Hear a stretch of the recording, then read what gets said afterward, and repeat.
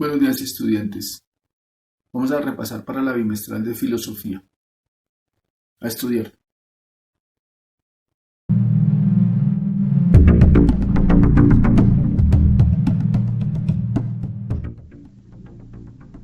Ontología, entendida como la teoría del ser, planteando dos preguntas.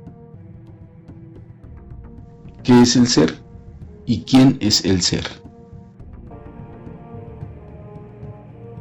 La pregunta fundamental de la filosofía, ¿qué es el ser?, surge de la necesidad de dar explicaciones racionales, no mitológicas, a los fenómenos del mundo físico.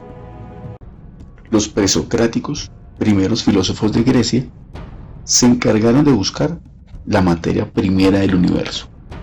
En ese afán de desmitificar la teoría del origen de las cosas, pensaron en dar explicaciones más racionales al origen del mundo. Dentro de soluciones físicas, Tales de Mileto expresó que el agua era la materia constitutiva de las cosas.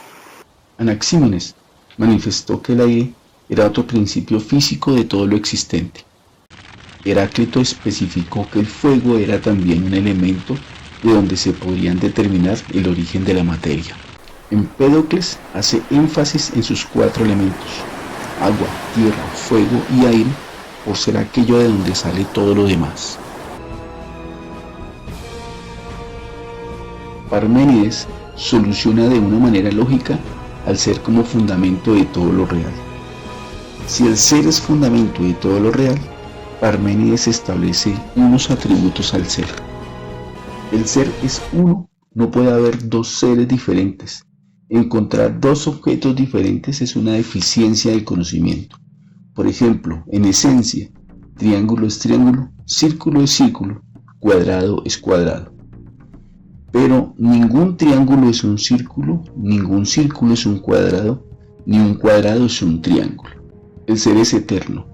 Esto significa que no tiene principio, tampoco tiene fin. El ser es inmutable, el ser no cambia. Lo único diferente al ser es la nada, y esta no es una característica del ser. El ser es infinito. El ser no puede tener límites, es infinito. Ahora miremos la concepción ontológica de Platón, donde expresaba: lo único que existe son las ideas. Para Platón, lo único que existe son las ideas. Están en la existencia perfecta en la mente. En el mundo real es una existencia imperfecta en el mundo físico. Entonces, la existencia de un mundo intelectual determina los elementos que existen en la realidad. Para Aristóteles, que es toda una filosofía contraria a Platón, para Platón no son necesarios los sentidos para conocer las cosas. Para Aristóteles, no hay nada en el entendimiento que primero no haya pasado por los sentidos. Aristóteles fue el más ilustre discípulo de Platón y a su vez el más crítico de su sistema ontológico. Si la orientación platónica era idealista en toda su filosofía, la aristotélica fue materialista.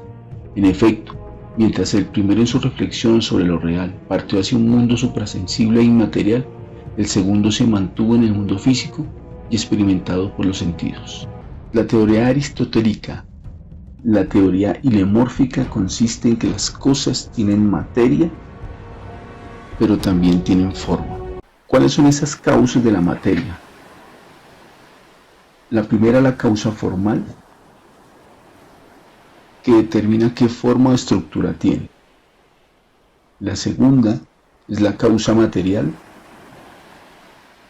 que determina de qué está compuesto. La tercera es la causa eficiente, que determina qué agente lo produjo.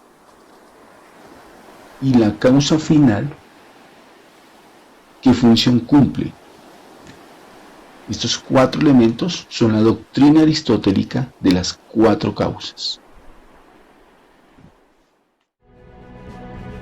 Tenemos, por ejemplo, el crecimiento de una planta a partir de una semilla.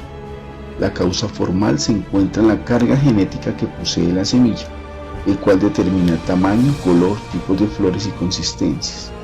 La causa material es la materia orgánica cuya reproducción forma en la planta, células, tejidos, moléculas. Su causa eficiente sería la energía propia de la planta que le permite elaborar su propio alimento por medio de la fotosíntesis. Y la causa final es movida por un motor inmóvil que hace posible los cambios de la sustancia.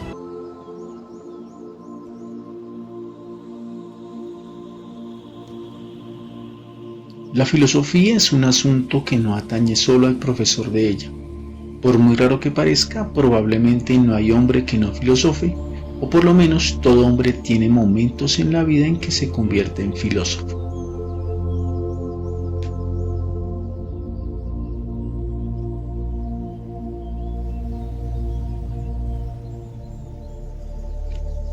Definiciones.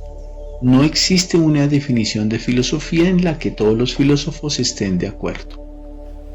O sea, ¿qué significa cada momento para filosofía? Como en la antigua, como en la media y como en la moderna, en esos tres momentos se establecieron definiciones diferentes. En la antigua era la definición sobre el mundo, en la Edad Media la teología y en la Edad Moderna las inquietudes del hombre.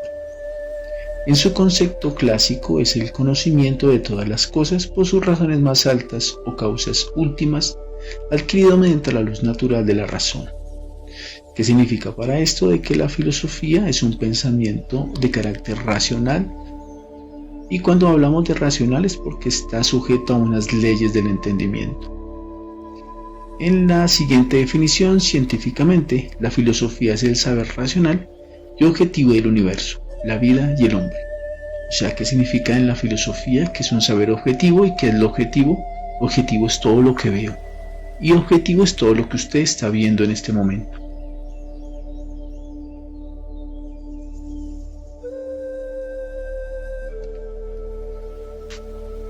Entonces, la filosofía es una expresión del pensamiento comprobadas en las ciencias humanas, tales como la psicología, la pedagogía, la sociología, la política, la ética, el arte, la cultura, las letras en general. Todas aquellas cosas que son inquietudes para el ser humano. Hay que decir también que es una ciencia extremadamente difícil, donde casi todo se pone siempre en tela de juicio, donde no rige ningún supuesto ni método tradicional. Teoría del conocimiento. Y en el proceso del conocimiento se establecen unas relaciones entre el sujeto pensante y el objeto pensado. Entonces, lo subjetivo es lo pensado y lo objetivo lo que observa. También se establece una relación entre el objeto, que es todo lo que observo, y el sujeto, que es todo lo que pienso.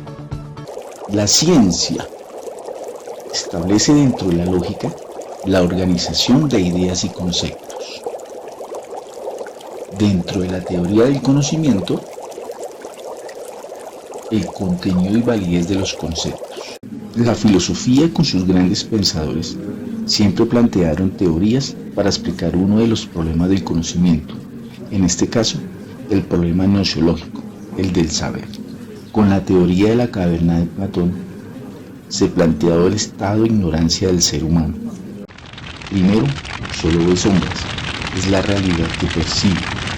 Está encadenado con otro grupo de hombres. Estas cadenas simbolizan la ignorancia. El fuego solo ayuda a reflejar sombras de los objetos. Solo en el final de la caverna hay una luz, esa es la luz del conocimiento, y solo el hombre que se libere de las cadenas de la ignorancia lo llevarán al conocimiento de lo real, a la idea más pura, a la idea del bien.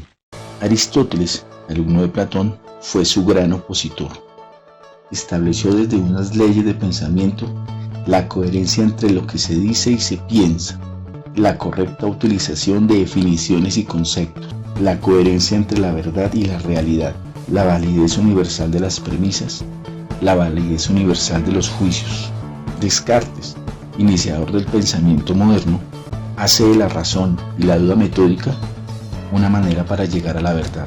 Establece que si la matemática tiene un método, la filosofía podría llegar a tener un método parecido al de las matemáticas para encontrar la verdad. Con los empiristas se quiere establecer la importancia de la experiencia a través de los sentidos, hacer de que todo lo que ve en la realidad afecta a sus sentidos y su percepción de la realidad. En este caso, a través de los sentidos, establece una relación entre la realidad y la percepción dentro de un proceso sensible.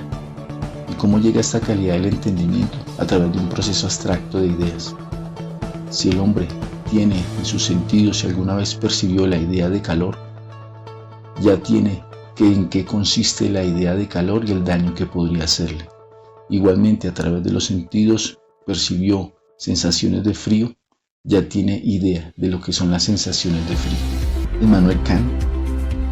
Con Immanuel Kant, que es considerado un continuador de Descartes, hace que la razón humana examine los contenidos y validez de los juicios. En su obra La crítica a la razón pura, demuestra la validez universal de los juicios. Hoy quisiera meditar con ustedes acerca de la ley, pero no me refiero a las leyes que son planteadas en el gobierno, donde se establecen derechos y obligaciones para una sana convivencia, y cuando no se cumplen, se aplican en los tribunales, determinando sentencias y condenas para todo aquel que no cumpla con acciones legales. Me refiero a las leyes en el sentido científico, descubriendo día a día fenómenos de la naturaleza. Fenómenos tales como en las leyes de la física, aplicadas en todas las construcciones. La no aplicación de dichos principios traería consecuencias nefastas. Con la química estudiamos y comprendemos la estructura, composición y propiedades de la materia. Las leyes de la biología nos permiten entender el ciclo de la vida, las características de los seres vivos y los principales problemas para encontrar sus respectivas soluciones. Y todas las ciencias puras, como las diversas ramas que se derivan de la matemática, tienen una enorme importancia para la vida. Está aplicada en toda la tecnología. También lo encontramos en la medicina, descubriendo y aplicando avances científicos para salvar vidas. En grandes construcciones de la ingeniería, imponiendo sus grandes obras.